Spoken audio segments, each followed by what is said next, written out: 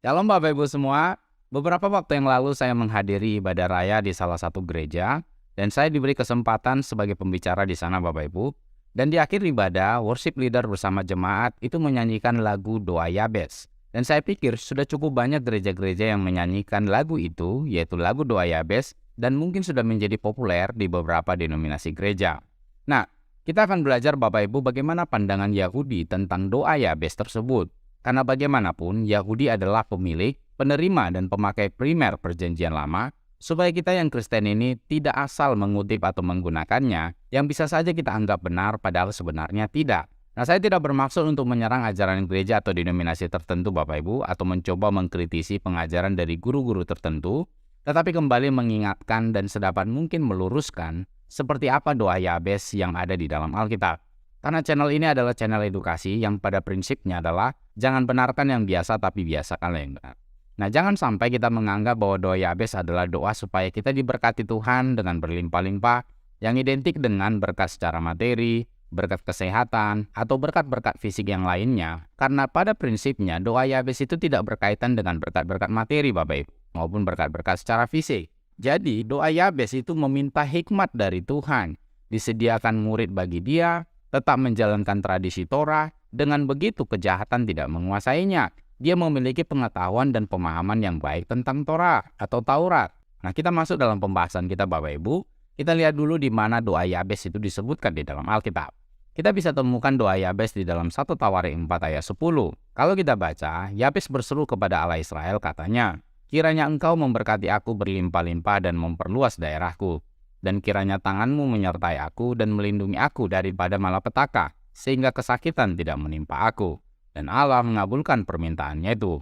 Kalau kita perhatikan di dalam teks Ibraninya doa Yabes, Imbarek te barakeni we hirbita, et gebuli we hayeta, yadeka, immi we asita memra'a lebil tiosbi. Nah, untuk itu kita akan dibantu oleh literatur ini Bapak Ibu. Kita bisa lihat di dalam The Babylonian Talmud, Yabes berseru kepada Allah Israel berkata, "Oh, kiranya engkau memberkati aku dan memperluas perbatasanku, dan agar tanganmu menyertai aku, dan bahwa engkau melindungi aku dari bahaya sehingga tidak menyakitiku." Dan Tuhan mengabulkan permintaannya. Nah, kita lihat satu persatu apa arti dari masing-masing kata-kata itu Bapak Ibu. Yang pertama, bahwa engkau akan memberkati aku, itu bicara dalam pembelajaran Taurat. Yang kedua, dan memperluas perbatasanku atau wilayahku, itu dalam hal murid. Dan semoga tanganmu menyertai aku, itu bicara agar pembelajaranku tidak boleh dilupakan dari hatiku. Dan yang ketiga, agar engkau menjagaku dari bahaya, maksudnya adalah agar teman-temanku yang sama dengan aku disediakan untuk aku. Selanjutnya, agar itu tidak menyakitiku, bahwa kecenderungan untuk melakukan kejahatan tidak menguasaiku, yang mencegahku untuk mengulangi kebiasaanku. Selanjutnya, jika engkau melakukannya, baik dan bagus, tetapi jika tidak, lihatlah aku akan pergi ke kuburan atau ke dunia orang mati dengan kesedihan. Dan Tuhan mengabulkan apa yang dia minta. Nah, kita bisa lihat sendiri Bapak Ibu. Tidak ada hubungannya dengan berkat secara fisik. Tidak ada hubungannya dengan berkat materi. Doa Yabes ini adalah doa meminta hikmat Torah, meminta lebih banyak murid, pengajaran untuk tetap diingat, dan malapetaka dan bahaya bagi Yabes adalah ketika tidak ada orang yang sama seperti dia yang mau belajar dan diajar. Selanjutnya, dan jangan sampai Yabes dikuasai oleh keinginan atau kejahatan yang membuat dia tidak melakukan kebiasaan-kebiasaan yang baik sesuai dengan Torah. Kalau seandainya tidak begitu, bahkan dia akan berduka bahkan sampai kepada kematiannya. Jadi tidak ada sama sekali hubungannya dengan berkat yang berlimpah-limpah, berkat jasmani, berkat secara fisik, keuangan, pekerjaan, bisnis, atau apapun yang berhubungan dengan properti atau harta kebendaan Bapak Ibu. Dan doa Yabes juga tidak ada hubungannya setelah kita pulang ibadah dijauhkan dari mara bahaya atau malapetaka. Doa Yabes itu berhubungan dengan meminta hikmat dari Tuhan, pengajaran akan Torah, dan murid disediakan bagi dia, dan dia tetap menjalankan tradisi atau kebiasaan Torah itu, atau Taurat itu. Nah, ini adalah sesuatu yang baru bagi Bapak Ibu yang mungkin belum pernah diajarkan sebelumnya. Nah, untuk itulah channel ini hadir Bapak Ibu. Nah, kita lanjut. Pernyataan tentang hikmat atau pengetahuan pun dicatat di dalam Septuagint. Nah, kalau kita lihat perbandingan teks Ibrani Masoret teks dan Septuagintnya Bapak Ibu, perhatikan yang saya beri tanda merah. Teks Ibraninya bentuk kata bakunya adalah ra'a yang artinya malapetaka atau sesuatu yang jahat. Sementara di dalam teks Yunaninya, kata gnosin yang artinya adalah pengetahuan. Nah, dari sini kita bisa lihat kesalahan penyalinan yang harusnya yada, yaitu hurufnya yod, dalet, ain, namun disalin resh, ain, hei. Kembali kepada teks Septuagint tadi Bapak Ibu. Gnosin artinya pengetahuan. Dan ini sama dengan seperti yang saya sampaikan tadi dari Talmud Yahudi, dari Babylonian Talmud, bahwa itu bicara tentang pengetahuan akan Torah atau Taurat. Jadi kalau kita terjemahkan teks Septuagint ini Bapak Ibu, maka artinya kira-kira seperti ini. Igabes.